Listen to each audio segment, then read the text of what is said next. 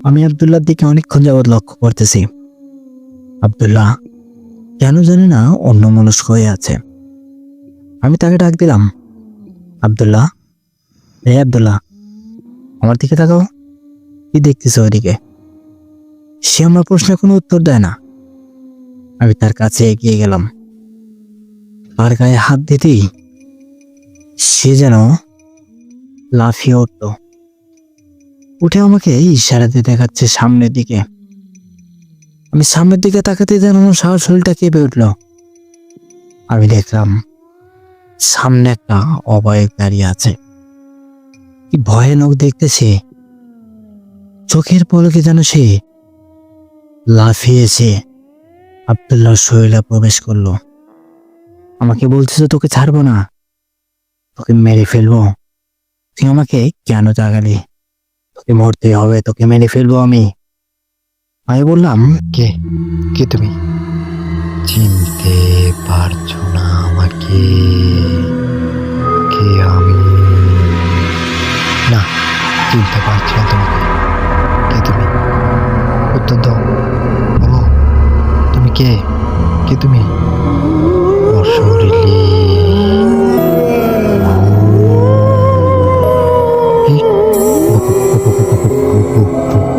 ভূত তুমি? ভূত?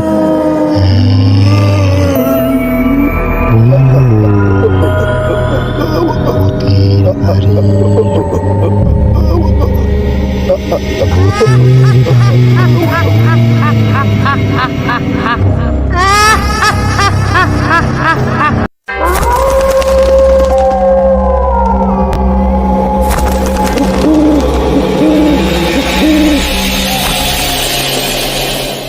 আসসালামু আলাইকুম।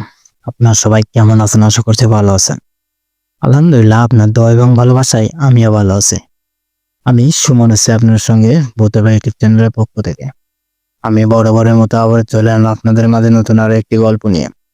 আজকের গল্পটা খুবই ভয়ানক হতে চলেছে, তাই গল্পটাকে মিস করবেন না, সবাই আমাদের সঙ্গেই থাকুন। আমি আর বেশি কথা বাড়াবো না আজকে। আমাকে ঠিক যেভাবে ঘটনাটি পাঠিয়েছি আমি ঠিক ওইভাবে আপনাদের মাঝে প্রকাশ করার চেষ্টা করবো ইনশাআল্লাহ। যাই হোক, আমি আর কথা বাড়ানো চলুন সরাসরি মূল ঘটনায় চলে যাই। আসসালামু আলাইকুম সুমন ভাই, আপনি কেমন আছেন? আশা করছি ভালো আছেন। আলহামদুলিল্লাহ, আল্লাহর অশেষ রহমতে আমিও ভালো আছি। আমি আলম, সবার কাছে আলম হুজুর বলেই পরিচিত। আমি ছোটখাটো একটা মাদ্রাসার হুজুর। মাদ্রাসায় আমি পড়াই। একদিন ঠিক এশারের নামাজ পর আমি মসজিদে বসেই কোরআন শরীফ পড়তেছি। হঠাৎ করে চতুর্দিকে যেন অন্ধকার নেমে এসেছে। আমার আর বুঝতে বাকি রইল না। মেঘ করেছে, চতুর্দিকে বৃষ্টি হবে, আবহাওয়া খুবই খারাপ। আমি আর দেরি করলাম না, খুবই দ্রুত মসজিদ থেকে বেরে মাদ্রাসার দিকে রওনা দিলাম। আমি মাদ্রাসায় থাকি, মাদ্রাসায় আমার থাকার ব্যবস্থা করে দিয়েছে। মাদ্রাসার উদ্দেশ্যে রওনা দিলাম। আমার মসজিদ থেকে মাদ্রাসা প্রায় 3 থেকে 4 মিনিটের মতো রাস্তা। এতটুকু সময় আমি পৌঁছে যাবো মাদ্রাসায়। মনে হয় 1 থেকে 1.5 মিনিট হেঁটে চলেছি। এর ভিতরে হঠাৎ করে আমি অনুভব করলাম আমার পিছনে কেউ একজন আসতেছে। পিছন দিকে ঘুরে তাকলাম, দেখলাম কেউই নেই। আবারও সামনে দিকে হেঁটে যাচ্ছে। কিছুক্ষণ পরে আবারও মনে হলো আমার পিছনে কেউ একজন আছে। আমি পিছনে ঘুরে তাকলাম, এবারও দেখলাম কেউই নেই। আমি আর দেরি করলাম না, আল্লাহর নাম নিয়ে আবারও হাঁটা শুরু করলাম। মাদ্রাসায় চলে গেলাম। আমার রুমেও ঢুকে বললাম। রুমে বসে আমি কোরআন তেলাওয়াত করতেছি। আমি মূলত কোরআন তেলাওয়াত করতে অনেক পছন্দ করি। কোরআন তেলাওয়াত করতেছি, হঠাৎ করে কেউ একজন দরজায় টোকা দিল। আমিও উঠে দাঁড়ালাম, দাঁড়িয়ে দরজাটা খুলে দিলাম। দেখলাম একটি ছোট বাচ্চা আমার দিকে তাকিয়ে আছে। তাই বললাম, কি হয়েছে বাবু, কে তুমি? বাচ্চাটি কোনো কথা বলে না। তাকে দেখে মনে হচ্ছে সে খুবই ভয় পেয়ে আছে। আমি তাকে আবার জিজ্ঞেস করলাম, কি হয়েছে বাবা তোমার? কথা বলতেছে না কেন? তোমার নাম কি? এসো ভিতরে এসো। তাকে আর বাইরে দাঁড় করে রাখলাম না, ভেতরে নিয়ে এলাম। বাচ্চাটি ভেতরে প্রবেশ করলো। আমি বাচ্চাটিকে বললাম, তোমার নাম কি বাবু? সে কোনো কথা বলে না। আমিও তাকে আর কোনো প্রশ্ন করলাম না। আমার ঘর থেকে খাবার নিয়ে এসে তাকে আগে খাবার দিলাম। তাকে দেখে মনে হচ্ছে সে খুবই ক্ষুধার্ত। খাবার দেওয়ার সঙ্গে সঙ্গে সে খুবই দ্রুত খাবারগুলো খেয়েও নিল। আমি তো অবাক হয়ে তাকিয়ে আছি বাচ্চাটির দিকে। তাই এত খেতে লেগেছে, এত তাড়াতাড়ি খাবারগুলো খেয়েও নিয়েছে। আমি বাচ্চাটিকে বললাম, তোমার কি পেট ভরেছে? আরো দিব। সে কোনো কথা বলে না, চুপচাপ তাকিয়ে আছে। আমি বাচ্চাটিকে আবার জিজ্ঞেস করলাম, বাবু তোমার নাম কি? তুমি থাকো কোথায়? তোমার নাম পরিচয় না বললে আমি তোমাকে কেমন করে চিনবো? তোমার বাড়িতে আমি তোমাকে কেমন করে রেখে আসবো? সে আমার দিকে তাকিয়ে আছে। সে যেন চোখের পলকটা ফেলতেছে না। আমি তাকে আবার জিজ্ঞেস করলাম, তোমার নামটা কি বলো? এবার যদি না বলো তাহলে কিন্তু তোমাকে আমি বাইরে ছেড়ে দিয়ে আসবো। এবার যেন বাচ্চাটার কাছে একটু পরিবর্তন লক্ষ্য করলাম। বাচ্চাটা এবার একটু যেন নড়ে চড়ে বসেছে। বাচ্চাটা ভয়ে যেন শিউরে উঠেছে। আমি বাচ্চাটাকে জিজ্ঞেস করলাম, তোমার নামটা কি বলো বাবু? তোমার কিচ্ছু হবে না, আমি তো আছি। বাচ্চাটা তার হাত থেকে একটি কাগজে মোড়ানো চিঠি বের করলো। চিঠিটা আমি হাতে নিলাম। চিঠিটা থেকে যেন অদ্ভুত একটা গন্ধ ভেসে এলো। আমি চিঠিটা পড়তে লাগলাম। কেউ একজন তার রক্ত দিয়ে চিঠিটা লিখেছে। চিঠিটাতে লিখেছে, আমাদেরকে বাঁচান, একমাত্র আপনিই পারবেন আমাদেরকে বাঁচাতে, নাইলে পুরো গ্রামটা ধ্বংস হয়ে যাবে, একে একে সবাই মারা যাবে গ্রামে, দয়া করে আমাদেরকে বাঁচিয়ে নিন, আমাদেরকে বাঁচিয়ে নিন। চিঠিটা পড়ে যেন আমি অবাক হয়ে গিয়েছি। বাচ্চাটার মুখের দিকে তাকিয়ে দেখলাম বাচ্চাটার মুখটি শুকিয়ে গিয়েছে। আমার আর বুঝতে বাকি রইল না, এই বাচ্চাটিকেও মারার চেষ্টা করেছিল কেউ। কিন্তু আমি কিভাবে বাঁচাবো? আর এই বাচ্চাটি আমাকে কেমন করে চিনলো? আমি যে জায়গায় থাকি সেটা সে কেমন করে জানলো? বাচ্চাটি তো কোনো কথাও বলতেছে না। বাচ্চাটি যদি কোনো কথা বলতে পারতো তাহলে না হয় তার থেকে কিছু ইনফরমেশন পেলেও পেতাম। এখন তো সেই চান্স নাই। বাচ্চাটাকে জিজ্ঞেস করলাম, তুমি থাকো কোথায়? বাচ্চাটা আবারও চিঠির দিকে ইশারা দিল। চিঠিটার উল্টো পাশে দেখলাম আরো বেশ কিছু লাইন লেখা। সেখানে বিস্তারিতভাবে তার ঠিকানা দেওয়া আছে। যে লোকটি চিঠিটা লিখেছে তার নামও দেওয়া। চিঠিটি ঠিক যেভাবে লেখা আবার আমি সেভাবে পড়তেছি। চিঠিটির উল্টো পাশে লেখা, হুজুর, আপনার কাছে আমার একটি অনুরোধ, দয়া করে আমাদেরকে বাঁচিয়ে নিন। আমার নাম লাবলু মিয়া। আমি তো মরে যাব হয়তোবা, যদি আমার নাতি আপনার কাছে পৌঁছে যায় তাইলে অবশ্যই আপনি এই গ্রামে আসবেন। গ্রামটির নাম আলিমপুর। পুরো গ্রামটি ধ্বংস হতে চলেছে, দয়া করে আর ওখানে বসে থাকবেন না, যত দ্রুত পারেন আমাদের এই গ্রামে চলে আসুন, নাহলে আমাদের পুরো গ্রামটা ধ্বংস হয়ে যাবে। আমি হয়তো বা মরে যাব, আমাকে আর খুঁজেন না আপনি। আপনি আপনার মতো কাজ চালিয়ে যান। আমি দোয়া করি আপনি সফল হবেন। যদি পারেন আমার নাতিকে বাঁচিয়ে নেবেন। আল্লাহ হাফেজ। খুবই করুণা করে লেখা এই চিঠিটা। চিঠিটা পড়ে যেন আমার চোখ দিয়ে পানি বেয়ে বেয়ে পড়তেছে। আমি অঝরে কান্না করে ফেললাম। আমি নিজের অজান্তে কখন যে কান্না করে ফেলেছি নিজেও জানি না। বাচ্চাটাকে গলা চেপে ধরলাম। বাচ্চাটাকে বলতেছি, তুমি কথা বলো না কেন? তুমি কি কথা বলতে পারো না? বাচ্চাটি আমার প্রশ্নের কোনো উত্তরই দেয় না। আমি আর দেরি করি না, বাচ্চাটাকে নিয়ে গ্রামের উদ্দেশ্যে রওনা দিলাম। যেতে যেতে প্রায় 2 ঘন্টার মতো হেঁটে চলেছি আমরা। গ্রামটির কাছে পৌঁছাতে পারতেছি না। একটি নদীটা পেরিয়ে গেলাম। আশা করা যায় নদীটার ওই পারেই সে গ্রাম। বাচ্চাটা ইশারা দিয়ে তো সেরকমই বোঝাচ্ছে।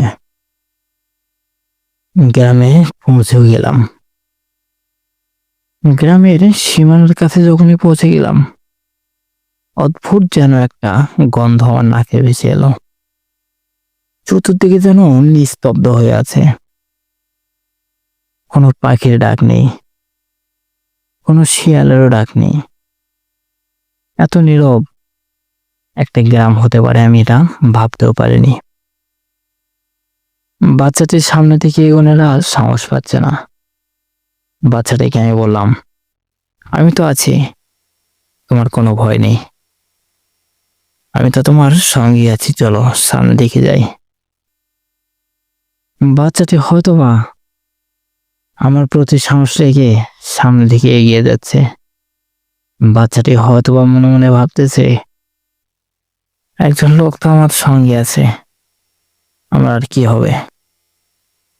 কিন্তু গ্রামে প্রবেশ করতেই কিছু উল্টোপাল্টা ঘটনা ঘটতে লাগলো। প্রথমেই আমি দেখলাম একটি রাস্তা। কিছু দূর এগিয়ে যেতেই পিছন দিকে তাকালাম, দেখে রাস্তাটা তো একটা না, রাস্তাটা হয়ে গিয়েছে 3টা। আমি তো অবাক হয়ে গিয়েছি। আমি আর পিছন দিকে ঘুরেও তাকালাম না, সামনে দিকে আবার এগিয়ে যাচ্ছি। যেতে যেতে গ্রামের মাঝে পৌঁছে গিয়েছে। দেখলাম কয়েকটি বাড়ি। একটি বাড়িতে টোকা দিলাম, দেখে দরজাটি অটোমেটিক খুলে গেল। ভেতরে একটি মধ্যবয়সী লোক বসে আছে। লোকটিকে আমি সালাম দিলাম। সে আমার দেখে ভয়ানক ভাবে তাকিয়ে আছে। লোকটি কোনো কথা বলতেছে না। সে আমার সালামের উত্তর দিল না। আমি লোকটিকে বললাম, এই বাচ্চাটিকে চেনেন আপনি? সে লোকটি কোনো কথা বলে না। বাচ্চাটি আমার পিছনে লুকিয়ে আছে। আমি আবার জিজ্ঞেস করলাম, আপনি কি এই বাচ্চাটিকে চিনেন? বাচ্চাটি কোন বাড়িতে থাকে আর বাবার নাম কি একটু বলবেন? সে কোনো কথা বলে না। বাচ্চাটি বারবার টানতেছে বাইরে যাওয়ার জন্য। আমাকে ঘরে থাকতে দিল না বাচ্চাটি। আমিও আর ঘরে বসলাম না, বেরিয়ে এলাম ঘর থেকে। বাচ্চাটিকে নিয়ে আবারও হাঁটতে লাগলাম। আমি ঘড়িতে দেখতেছি ফজরের আজানের রক্ত হয়ে গিয়েছে। চতুর্দিকে ফজরের আজান দেয়, কিন্তু এখানকার মসজিদে ফজরের আজান দেয় না কেন? আমি বাচ্চাটিকে বললাম, এখানে মসজিদ কোথায়? বাচ্চাটি আমার প্রশ্নের কোনো উত্তর দেয় না। আমি আবার জিজ্ঞেস করলাম, বাবু এখানে মসজিদ কোথায়? বাচ্চাটি এবারও আমার প্রশ্নের কোনো উত্তর দেয় না। আমি এবার একটু রাগান্বিত হয়ে জিজ্ঞেস করলাম, কে বাড়া, তুমি কথা বলতেছো না কেন? তোমাকে বলতেছি না এখানে মসজিদ কোথায়, আমি নামাজ পড়বো। বাচ্চাটি এবার ইশারা দিয়ে দেখিয়ে দিল মসজিদ কোন দিকে। আমি সেদিকে এগিয়ে যাচ্ছি বাচ্চাটিকে নিয়ে। দেখলাম একটি মসজিদ। আমি মসজিদের ভেতরে প্রবেশ করলাম। মসজিদে কোনো লাইট নেই। আমি দেখলাম একটি হারিকেন জ্বালানো, মিটমিট করে হারিকেনটা জ্বলতেছে। আশেপাশে কেউই নেই। আমি আর দেরি করলাম না, মসজিদের মাইকে আজান দেওয়ার জন্য দাঁড়িয়ে পড়লাম। দেখি কারেন্ট নেই। কারেন্ট ছাড়া কিভাবে আজান দিব?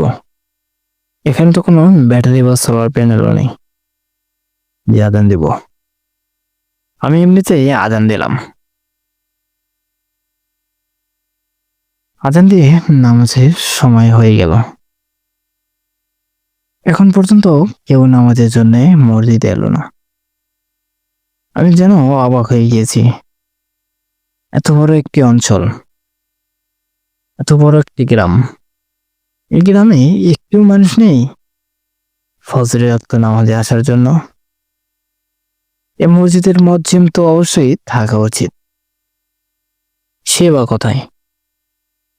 সে যদি আসতো তত মনকে বুঝ দিতে পারতাম একটি লোক এসেছে নামাজ পড়তে। আমি একাই। আমি আর কি করব? নামাজে দাঁড়িয়ে পড়লাম। ফজরের নামাজটা আদায় করলাম। নামাজ পড়ে কোরআন শরীফটা হাতে নিয়ে ওখানে কোরআন তেলাওয়াত করতে লাগলাম। আমি কোরআন তেলাওয়াত শুরু করলাম। হঠাৎ করে কিছুক্ষণের মধ্যেই চতুর্দিকে যেন শিয়ালের অদ্ভুত কান্নার আওয়াজ ভেসে এলো। বিষয়টা দেখে যেন আমি অবাক হয়ে গিয়েছি। সারা রাত কেটে গেল আমার এই গ্রামে, একটু শিয়ালের কান্নার আওয়াজ বা কোনো পাখির ডাকও আমার কানে এলো না। এতক্ষণ যে এত শিয়াল কোথায় থেকে এলো? কেন বা কান্না করতেছে তারা?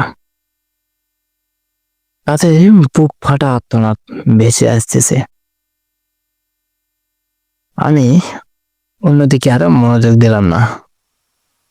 কোরআন তেলাওয়াতের দিকে আমি মনোযোগ দিলাম। কোরআন তেলাওয়াত করতেছি। দেখতে দেখতে সকাল হয়ে গেল।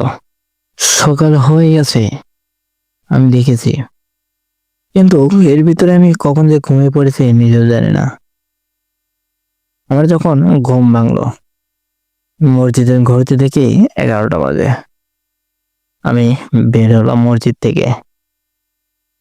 বের হওয়ার পরেই আমার মনে হলো বাচ্চাটির কথা। সে বাচ্চাটি কোথায়? সে তো আমার সঙ্গে মসজিদেই ছিল। পুরো মসজিদটা তন্ন তন্ন করে খুঁজে দেখেছি, কোথাও নেই। আমি বাইরে খুঁজতে বেরোলাম। গ্রামের ভেতরে খুঁজতেছি, দেখি অনেক মানুষজন যে যার মতো কাজে ব্যস্ত হয়ে পড়েছে। তাদের সঙ্গে আমি কথা বলার চেষ্টা করি, তারা কোনো কথা বলে না। যে যার মতো কাজ করতেছে। কোনো হাসি নেই, ঠাট্টা নেই, আর কি ফাজলামি কিচ্ছুই নেই। কেউ যেন কাউকে চেনে না। যে যার মতো কাজ করতেছে। কেউ কারোর সঙ্গে মেশার কোনো চেষ্টাই করতেছে না। এরকম অদ্ভুত গ্রাম আমি কোনোদিনও দেখিনি, এবারে প্রথম দেখলাম। আমি অবাক দৃষ্টিতে তাকিয়ে আছি গ্রামবাসীদের দিকে। আমি একজন নতুন লোক একটি গ্রামে এসেছি, তাদের যেন কোনো পাত্তাই নেই। যে যার মতো কাজ করতেছে। কত লোককে জিজ্ঞেস করলাম বাচ্চাটার ব্যাপারে, কেউ কিছু বলে না। তারা যেন সবকিছু শুনেও না শোনার বাহান করে আছে। বাচ্চাটাকে খুঁজতে খুঁজতে প্রায় জোহরের আজান দিয়ে ফেললো। বাচ্চাটাকে খুঁজে পায় না। এদিকে নামাজের সময় হয়ে গিয়েছে। বিষয়টা আসলে আমি বুঝতে পারতেছি না। জোহরের আজান দিচ্ছে চতুর্দিকে, সামনেই মসজিদ, এখানে কেন কেউ আজান দেয় না? আমি মসজিদে চলে গেলাম নামাজের জন্য। নামাজ পড়তেছি, কেউই নেই মসজিদে। বিষয়টা কি অস্বাভাবিক, তাই না? নামাজে কেউই আসে না। এত বড় একটি গ্রাম, যে যার মতো কাজে ব্যস্ত। একটি মসজিদ হুদাই পড়ে আছে, কেউ নামাজে আসে না। আমি নামাজ পড়ে আবারও বেরোলাম বাচ্চাটাকে খুঁজতে। খুঁজতে খুঁজতে আসরে আজান দিয়ে ফেললো। এবার আমি কোথায় নামাজ পড়বো? একটা ফাঁকা মাঠের ভিতরে এসেছি। চাদর, আমি চাদরটা বিছিয়ে নামাজে বসে গেলাম। আসরের নামাজটা এখানে আদায় করলাম। নামাজ পড়ে আবারও খুঁজতে লাগলাম। বাচ্চাটাকে খুঁজে পায় না, মাগরিব আজান দিয়ে ফেললো। রাস্তায় আমি মাগরিবের নামাজটা পড়ে নিলাম। চিন্তায় যেন আমার মাথাটা কাজ করতেছে না। একটি বাচ্চা কোথায় গেল? বাচ্চাটি যদি কোনো ক্ষতি হয়ে যায়, তাহলে আমি আল্লাহর কাছে কি জবাব দিব? একটি বাচ্চা আমার কাছ থেকে উধাও হয়ে গেল, তাকে আমি খুঁজেই পাচ্ছি না। বাচ্চাটির দাদু আমার কাছে বাচ্চাটিকে পাঠিয়েছিল। এটা তার দাদুর আমানত ছিল। আমানতটা আমি রক্ষা করতে পারলাম না। উপরে দিয়ে আমি কি জবাব দিব? খুঁজতে খুঁজতে সন্ধ্যা পেরিয়ে গেল। হঠাৎ করে পিছন দিকে ঘুরে তাকিয়ে দেখি বাচ্চাটি আমার পিছনে। বাচ্চাটিকে আমি রাগান্বিত হয়ে জিজ্ঞেস করলাম, কি পার, তুমি কোথায় গিয়েছিলে সারাদিন? সারাদিন তোমাকে কোথায় না কোথায় খুঁজেছি। কোথায় ছিলে সারাদিন তুমি? বাচ্চাটি কোনো কথা বলে না। বাচ্চাটির মুখটার দিকে তাকিয়ে যেন আমার কষ্টে বুকটা ফেটে যাচ্ছে। আমি আর বাচ্চাটাকে কিছু জিজ্ঞেস করলাম না। বাচ্চাটিকে ভালো মন্দ আর কিছুই বললাম না। বাচ্চাটিকে নিয়ে এক জায়গায় বসেছে। হঠাৎ করে পিছন থেকে কিছু একটা পড়ার শব্দ পেলাম। পিছন দিকে আমি ঘুরে তাকালাম, দেখলাম কেউই নেই। বাচ্চাটাকে বললাম, তোমার বাড়ি কোথায়? তোমার বাড়িতে কে কে আছে? কিছু তো অন্তত বলো। আমি তো জানি তুমি কথা বলতে পারো, কিন্তু কথা বলতেছো না কেন? আপনারা ভাবতেছেন আমি কিভাবে জানলাম বাচ্চাটি কথা বলতে পারে? আজ সকালে যখন আমি ফজরের নামাজ পড়ে কোরআন তেলাওয়াত করতেছিলাম, সেই সময় বাচ্চাটি কার সঙ্গে কথা বলতেছিল। আমি এতটা গুরুত্ব দিইনি, তবে স্পষ্ট শুনেছি। বাচ্চাটিকে আমি আবার জিজ্ঞেস করলাম, কি হলো, কথা বলো। তোমার বাড়ি কোথায়? তোমার বাবার নাম কি?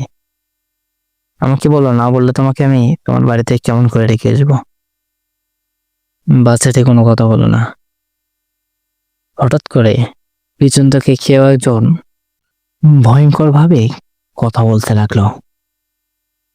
কেউ একজন বলতেছে, কিরে, ওকে কি জিজ্ঞেস করতেছিস? আমাকে জিজ্ঞেস কর। ওকে, আমি পরিচয় দিচ্ছি ওর। আমি পিছন থেকে ঘুরে তাকালাম, দেখলাম একটি অবয়ব ভয়ঙ্কর দৃষ্টিতে আমাদের দিকে তাকিয়ে আছে। অবয়বটিকে দেখে যেন আমার সারা শরীরটা শিউরে উঠেছে। কি ভয়ানক দেখতেছে! সে আমার কাছে কি চায়? যতটুকু না ভয় পাচ্ছে আমি, তার থেকেও বেশি অবাক হয়ে গিয়েছি আমি অবয়বটিকে দেখে। কারণ কি জানেন, এর আগেও আমি বেশ কয়েকদিন এই অবয়বটিকে স্বপ্নে দেখেছিলাম। আজ আমি তাকে বাস্তবে দেখলাম। তার মানে কি, সে আমাকে এখানে প্ল্যান করে নিয়ে এসেছে। এসব কিছু কি তার চাল ছিল? সেই অবয়ক্তির সঙ্গে আমার কি সম্পর্ক? সে বা কেন আমাকে এখানে ডাকে নিয়ে এলো? এর কারণটা কি? আমাকে বের করতে হবে। বাচ্চাটিকে আমি আমার কাছে নিলাম। হঠাৎ করে বাচ্চাটি চিৎকার দিয়ে উঠলো। চিৎকার দিয়ে উঠে আমার কাছ থেকে দূরে যেয়ে দাঁড়ালো। আমি বাচ্চাটির দিকে তাকালাম। বাচ্চাটি আমাকে ইশারা দিয়ে বলতেছে, ওই যে আমার দিকে এগিয়ে আসতেছে দেখুন। আমি সে অবয়ক্তির দিকে তাকালাম। সে যেন ঝড়ের গতিতে বাচ্চাটির ভেতরে প্রবেশ করলো। ভেতরে প্রবেশ করে আমাকে বলতেছে, তুই কি মনে করছিলিস এখানে এই বাচ্চাটি তোকে নিয়ে এসেছে? কিন্তু না, তোর ভাবনাটা পুরোটাই ভুল। এখানে আমি নিয়ে এসেছি তোকে। আমি নিয়ে এসেছি কারণ কি জানিস? কারণটা তুই জানলে অবাক হয়ে যাবি। তোকে এখানে কেন নিয়ে এসেছি, এত প্ল্যান করে তোকে নিয়ে আসার কারণটা কি? আমি অবাক হয়ে অবয়ক্তিকে জিজ্ঞেস করলাম, কে তুমি? কি চাও? আমাকে কেন বা এখানে নিয়ে এসেছো? আমাকে এখানে নিয়ে আসার পিছনে তোমার উদ্দেশ্যটা কি? আমাকে সবকিছু খুলে বলো। অবয়ক্তি ভয়ঙ্কর ভাবে হাসি দিয়ে উঠলো। হাসি দিয়ে উঠে বলতেছে, এখানে নিয়ে আসার একমাত্রই কারণ, তোকে মেরে ফেলবো। আমি অবয়ক্তিকে বললাম, আমার কাছে যতক্ষণ আল্লাহর কোরআন আছে তুই আমার কিছুই করতে পারবি না। তুই যত কিছু করার চেষ্টা কর, আল্লাহ পাক আমাকে এখান থেকে ঠিকই উদ্ধার করবে।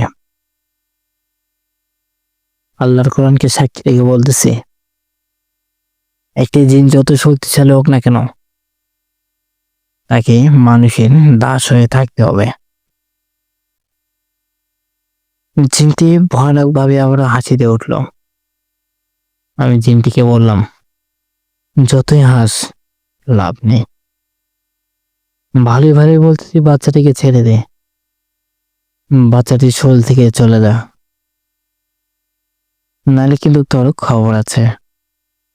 তুই এখান থেকে বেঁচে যেতে পারবি না, তোকে আমি বন্দি করে ফেলবো। আর সারা গ্রামে যে অবস্থা করে রেখেছিস তুই, তোকে তো মাফ কোনোদিনও করবো না। জিনটি আবারও ভয়ানক ভাবে হাসি দিয়ে উঠলো। আর হাসিতে যেন সারা গ্রামটা কেঁপে উঠল। জিনটি আমার দিকে তাকিয়ে বলতেছে, সারা গ্রামে যে অবস্থা করেছি আমি, আর তুই তো কোন সার? তোকে আমি এদের মতোই করব, তোকেও আমার দাস বানিয়ে রাখবো। এখান থেকে বেঁচে ফিরতে পারবি না তুই। এখান থেকে ফিরবো হয়তো লাশ, নাইলে আমার দাস, যে কোনো একটা। আমি হেসে উঠে বললাম, তুই আমার কিচ্ছুই করতে পারবি না। আমি তো তোকে বন্দি করে ছাড়বো, সারা গ্রাম থেকেও মুক্ত করে দিব আমি ইনশাল্লাহ। আল্লাহর কোরআন যতক্ষণ আমার সঙ্গে আছে, আমার চুল পরিমাণ ক্ষতি করতে পারবি না তুই। জিনের সঙ্গে আমার বেশ ভালো কথা কাটাকাটি হচ্ছে। এক পর্যায়ে জিনটি আমার দিকে এগিয়ে আসতে লাগলো।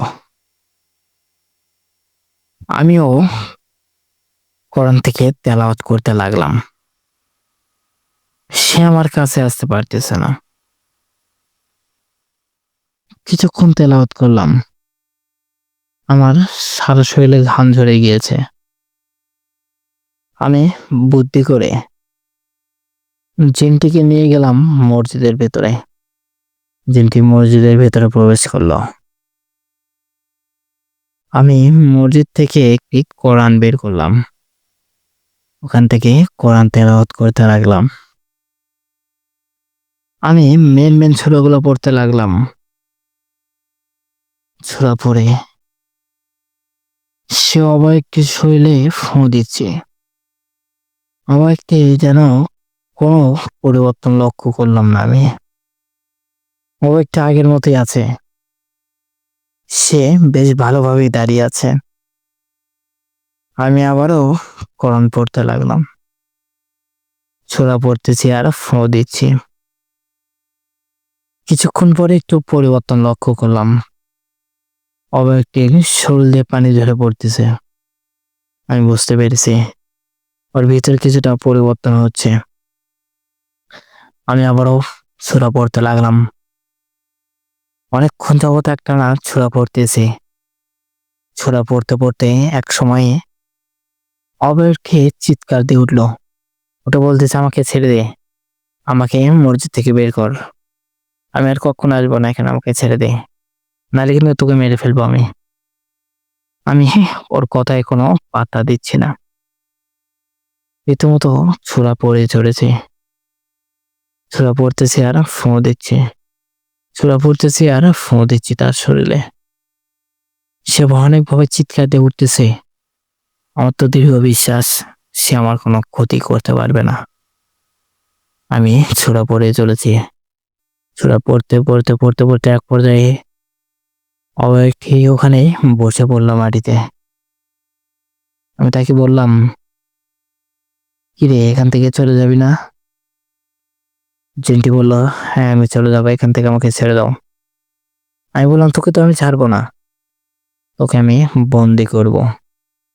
তোকে ছেড়ে দিলে তুই পরবর্তীতে আবার আসবি এখানে, তোকে ছেড়ে দেওয়া যাবে না, তোকে আমি বন্দি করব, বন্দি করে আমার সঙ্গে নিয়ে যাব।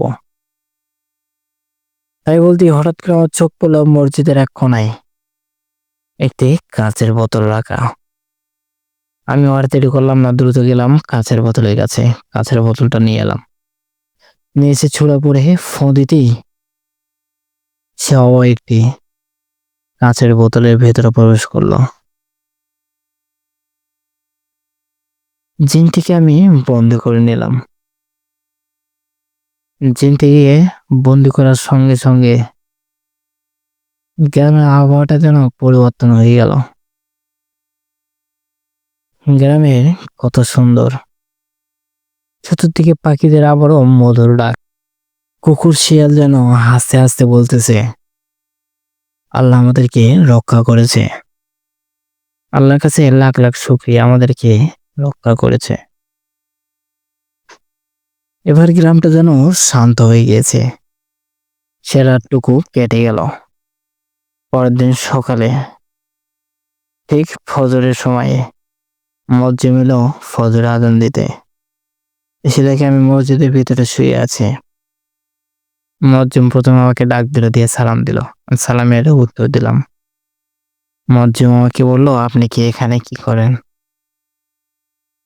আমি বললাম, আমি এক গ্রাম থেকে এসেছি, এখানে একটি কাজে এসেছিলাম, এসে মসজিদটা খোলাবে এখানে শুয়ে পড়েছে।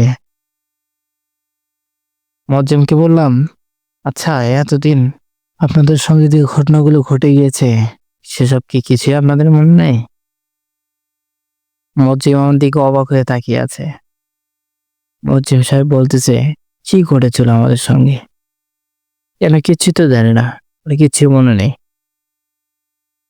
আমি মুয়াজ্জিমকে বললাম, ক্যালেন্ডারে দেখেন তো আজকে কত তারিখ? মুয়াজ্জিম সাহেব বলল, আজ তো 23 তারিখ।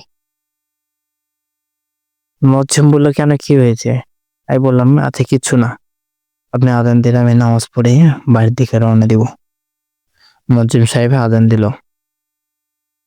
আমরা ফজরের নামাজটা আদায় করলাম। আজ দেখলাম মসজিদটা প্রায় ভর্তি, অনেক লোকে মসজিদে নামাজ পড়তে এসেছে।